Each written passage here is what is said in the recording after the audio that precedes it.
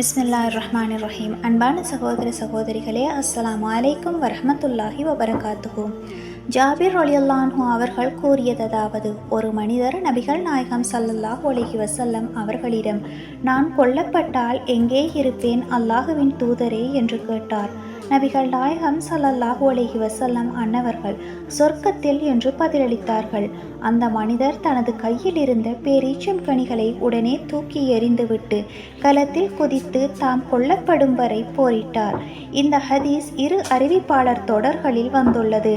அவற்றில் ஜுவைத் பின் ஸயீத் ரஹ்மத்துல்லாஹி அலைஹி அவர்களது அறிவிப்பில், உஹது போரின் போது ஒருவர் நபிகள் நாயகம் ஸல்லல்லாஹு அலைஹி வஸல்லம் அன்னவர்களிடம் மேற்கண்டவாறு கேட்டார்கள் என இடம்பெற்றுள்ளது. ஆதாரம் சஹீஹ் முஸ்லிம் 3856வது ஹதீஸ், அத்தியாயம் 33, ஆட்சி அதிகாரம். வஸ்ஸலாம்.